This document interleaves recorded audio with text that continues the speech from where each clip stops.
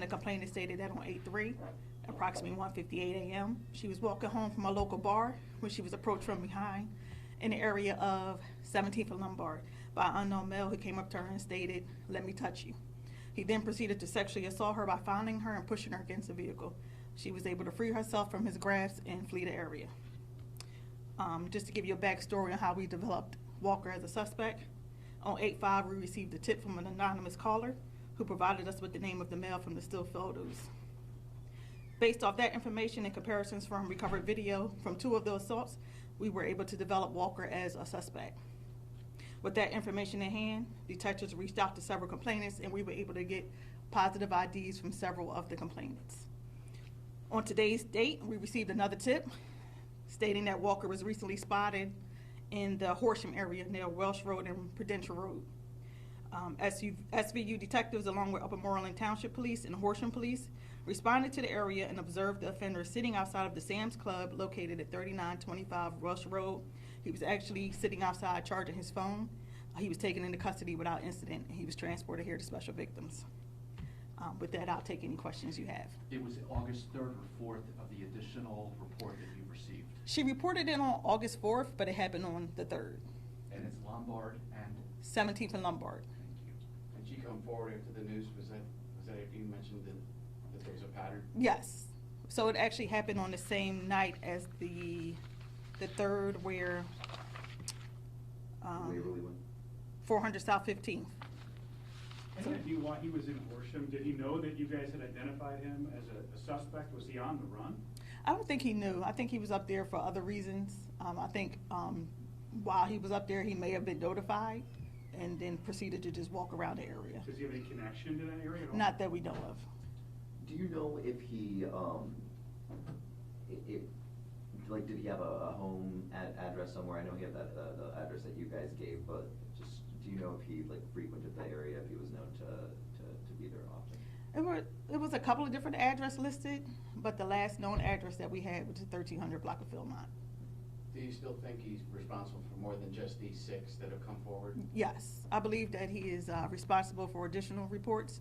Some of those complainants still may not have come forward, and we still have to look into some of the jobs that we have, because like I stated before, some of the descriptions were very vague, but hopefully with this arrest, we'll have more people coming forward. Captain, so in July, the dates you've mentioned before, you have your first reports that we're talking about with this particular suspect, right? Mm-hmm. Then there's a break.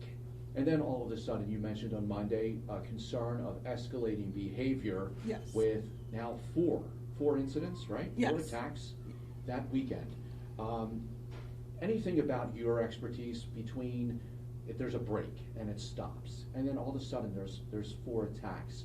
Is he known to travel, or is this all still under? This is still something that we're looking into. Like I said, we're going to attempt to talk to him now. I don't have an explanation for that sudden break. That's something that we would try to ask him while we interviewing him. A quick question. You keep saying 1,300 Philmont. Is it 1,300 or 13,000? 13,000. I'm sorry. Thank you. Any indication that there is either a mental health situation going on here or substance abuse going on here? Not that I know of so far. Did he make any statements? That's still developing. No, he didn't make any statements. He has a long rap sheet. Do you know if he's had any other sexual assault charges in the past? He does have a long rap sheet. I think we're up to 21 prior arrests, but none were for sexual assaults. They were for a variety of other things, like narcotics and things like that. And was there already a warrant out for his arrest? Do you know? Not that I know of.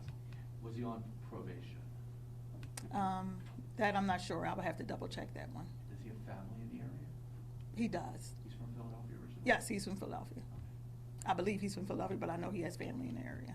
A lot of folks clearly were alarmed at word of the news conference that came on Monday. Was there anything about the department not bringing the incidents in July forward? What was the reason that suddenly there was a news conference on Monday, but not before when the incidents happened? Well, in 2 incidents in July, like I said, the information was still very vague. And once the other incidents happened, we had more of a description where we could put together the pattern. Can you talk about the role that the surveillance video played, and then also sharing that with the anonymous tip coming in and being able to connect those dots? Surveillance played a major role in this investigation, as well as the media. The media played a major role in this investigation. The citizens of Philadelphia and Horsham played a major role in this investigation. We were able to recover video from 2 of the sexual assaults. One of them, I believe, is still working on providing us with video. The video from Waverly Street actually captures the assault. Video from, I believe, one of the incidents in South Philly just has him running from the area. So surveillance video did play a major role in What this is your message investigation. to people who were so scared over the last couple of weeks? We talked to them today. They were relieved that you had identified him. They didn't know you had caught him. Mhm. What's your message to the people in South Philadelphia and Center City? Just to stay vigilant. We received the investigations, we worked on them, we were able to identify a suspect rather quickly, especially with the help from the citizens of Philadelphia. And I would just say, sometimes it's a shame that you have to, when you're walking around, you have to always keep your head on the swivel, but it's something that, we tend to have to do in this day and age. So I would say, just always remain vigilant, keep your head on the swivel, be aware of your surroundings, and that's what I would just tell to the citizens. Unfortunately, that's just the world we live in now. Captain, do you know how many charges he'll face? And obviously, the charges are in the warrant, but if you could spell that out for us. And will you, or in consultation with the district attorney's office, be making an argument that he should be held without bail? And in doing so, is that because he's a threat to the community? Yes, I will be making that argument. The list of charges, I don't have them in front of me right now, but we will be making that argument.